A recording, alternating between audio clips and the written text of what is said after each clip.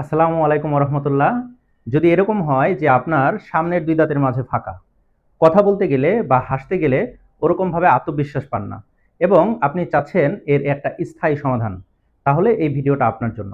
আজকে কথা বলবো যে আমাদের যে সামনের দুই দাঁতের মাঝে ফাঁকাটা আসলে কেন হয় এবং এর কি কি চিকিৎসা পদ্ধতি এই ডেন্টিস্ট্রিতে রয়েছে। প্রথমত বলে রাখি, যদি আপনার সামনের দুই দাঁতের মাঝে ফাঁকা হয়, তাহলে আপনি প্রথমেই আপনার যে উপরের লিপ, এই লিপটা উপরের দিকে টেনে ধরুন এবং নিচের লিপটা নিচের দিকে টেনে ধরুন এবং আপনি দেখার চেষ্টা করুন আপনার যে লিপের মাঝে যে ফ্রেনামটা, এই ফ্রেনামটা অনেক ওভারসাইজড বা লম্বা কিনা। যদি এরকম হয় তাহলে এই ফ্রেনামের কারণে হচ্ছে আপনার এই দুই দাঁতের মাঝে ফাঁকাটা তৈরি হয়েছে, অর্থাৎ ওভারসাইজড বা লম্বা ফ্রেনামের জন্য। আমরা যখন কথা বলি, খাবার খাই, আমাদের যে লিপস, এটা সাধারণত অনেক বেশি মুভমেন্ট হয়। তো এই ফ্রেনামটা লিপের সাথে অ্যাটাচ থাকার কারণে যদি ওভারসাইজড বা লম্বা হয়, তাহলে দেখা যায় আমাদের যে সামনের দুটো দাঁত অর্থাৎ ইনসাইজার টুথ, এটা আস্তে আস্তে সাইডের দিকে সরে যেতে থাকে এবং মাঝে একটা আস্তে আস্তে করে গ্যাপ তৈরি হতে থাকে এবং গ্যাপটা আস্তে আস্তে করে বৃদ্ধি পেতে থাকে। আরেকটা কথা বলে রাখি, যদি সাধারণত আপনার এই ওভারসাইজড বা লম্বা ফ্রেনামের কারণে এই গ্যাপটা তৈরি হয়ে থাকে, তাহলে আপনার এই যে মিডলাইন ডায়াস্টেমা অর্থাৎ দুই দাঁতের মাঝে যে ফাঁকা, এই ফাঁকা দাঁতের যেরকম করে চিকিৎসা করতে হবে, একই সাথে এই ফ্রেনামের জন্য আমরা সাধারণত ফ্রেনেক্টমি করে থাকি, সেই চিকিৎসাটাও করতে হবে। আদারওয়াইজ এই লম্বা ফ্রেনামের কারণে আপনার আবার এই মিড লাইনের যে গ্যাপটা, এই গ্যাপটা আস্তে আস্তে বাড়তে থাকবে। এছাড়াও অনেকেই অল্প বয়সে দাঁতে ক্যারিজ হয় বা অন্যান্য অ্যাবসেস ফর্মেশন হতে পারে, বা দেখা যায় মাড়ির দাঁতগুলোতে অনেক বেশি ছোটবেলায় চকলেট খাওয়ার কারণে আমরা পিছনের দাঁতগুলো বয়স 10-11 হওয়ার আগেই ফেলে দিই।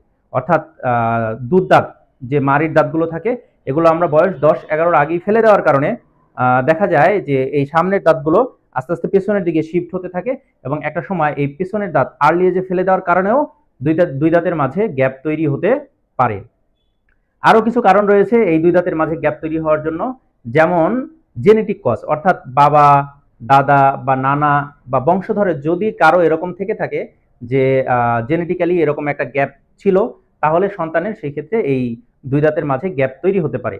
আরেকটা কারণ হচ্ছে যে আমাদের সাধারণত দেখা যায় অনেকেরই দাঁতগুলো জেনেটিক্যালি, মরফোলজিক্যালি অনেক বেশি ছোট ছোট হয়।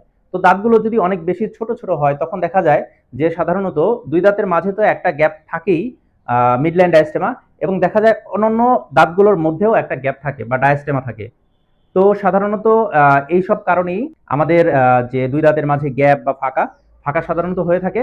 এখন কথা বলবো, এই যদি দুই দাঁতের মাঝে ফাঁকা থাকে, তাহলে আমরা আসলে কি কি চিকিৎসা পদ্ধতি গ্রহণ করে থাকি।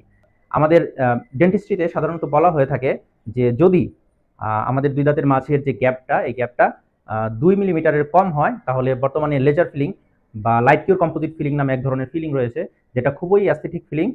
গ্যাপটা যদি ছোট হয়ে থাকে, তাহলে আমরা এই লাইট কিউর কম্পোজিট ফিলিং এর মাধ্যমে ফিলিং করে থাকি এবং এটাই সাধারণত এই ফিলিংটা যে করা হয়েছে, এটা দাঁতের কালারের সম্পূর্ণভাবে প্রায় 95 থেকে 100% ম্যাচিং করে করা হয়, যার কারণে সাধারণত দেখে বোঝার উপায় থাকে না যে দুই দাঁতের মাঝে একটা গ্যাপ ছিল। এখন যদি দুই দাঁতের মাঝের গ্যাপটা সাধারণত 2 মিলিমিটারের বেশি হয়, সেক্ষেত্রে আমাদের করণীয় কি? সেক্ষেত্রে সাধারণত আমরা যে ফিলিং পদ্ধতি, এই ফিলিং পদ্ধতি সাধারণত সাজেস্ট করে থাকি না। সেক্ষেত্রে আমরা সাজেস্ট করে থাকি কম্পোজিট ভিনিয়ার বা হচ্ছে জিরকোনিয়া ভিনিয়ার। এক্ষেত্রে সাধারণত পেশেন্ট যে কোনো চিকিৎসা পদ্ধতি গ্রহণ করতে পারে, তবে কম্পোজিট ভিনিয়ারটা যদি করতে চায়, সেক্ষেত্রে একদিনেই সাধারণত চিকিৎসাটা কমপ্লিট করা সম্ভব। আর যদি জিরকোনিয়া যে ভিনিয়ার বা ইম্যাক্স ভিনিয়ার, এটা সাধারণত করতে গেলে 2 থেকে 3 দিন বা 1 সপ্তাহ সময় লাগতে পারে। তো কম্পোজিট ভিনিয়ারের চাইতে সাধারণত জিরকোনিয়া ভিনিয়ারটা একটু বেশি স্থায়ী, এবং কালার ম্যাচিং এর ক্ষেত্রে যদি আমরা চিন্তা করি, জিরকোনিয়া ভিনিয়ারটা কম্পোজিট ভিনিয়ার থেকে সাধারণত বেস্ট হয়ে থাকে। তবে এক্ষেত্রে একটা কথা বলে রাখি, এই জিরকোনিয়া ভিনিয়ার বা কম্পোজিট ভিনিয়ারটা সাধারণত দাঁতের যে উপরের অংশটা, অর্থাৎ আমাদের ফেসের বা লিপের যে অংশটা, এই অংশটা আমরা অল্প উপর থেকে অল্প একটা অংশ দাঁতের অংশ কেটে এরপর হচ্ছে ভিনিয়ারটা সাধারণত করতে পারলে বেস্ট হয়।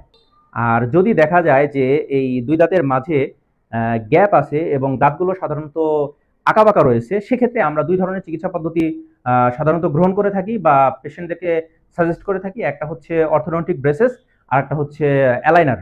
অর্থোডন্টিক ব্রেসেসটা হচ্ছে খুবই চমৎকার একটা চিকিৎসা। এটা যদিও দীর্ঘস্থায়ী চিকিৎসা, সাধারণত 1 বছর বা এর অধিক সময় লেগে থাকে। সেক্ষেত্রে দুই দাঁতের মাঝে ফাঁকা এবং যদি দেখা যায় দাঁতগুলো আঁকাবাঁকা থাকে, সেক্ষেত্রে যদি আমরা এই চিকিৎসা পদ্ধতি গ্রহণ করি, তাহলে দাঁতগুলো আস্তে আস্তে আমাদের যে সুন্দর পজিশন, ম্যালঅক্লুশন থেকে এবং দুই দাঁতের যে মাঝে যে ফাঁকাটা থাকে, এই ফাঁকাটা আস্তে আস্তে পূরণ হতে থাকে। অনেকেই দেখা যায় যে আসলে এই দুই দাঁতের মধ্যে যে ব্রেসেসটা পরে থাকতে হয়, এটা অনেকেই পছন্দ করেন না বা চাচ্ছেন না যে এই ধরনের মেটাল বা এই জাতীয় কোনো কিছু পরে থাকতে। সেক্ষেত্রে তাদের জন্য সাজেশন হচ্ছে যে অ্যালাইনার। অ্যালাইনারটা অনেকটা ট্রান্সপারেন্ট, এটা সাধারণত পরে থাকলে দেখে বোঝা যায় না যে কোনো কিছু দাঁতের মধ্যে পড়ে আছে। তো এটার ক্ষেত্রেও দেখা যায় সময়টা প্রায় ব্রেসেসের মতোই কাছাকাছি সময় লাগে, ১ বছর থেকে ১.৫ বছর বা অধিক সময় লাগতে পারে।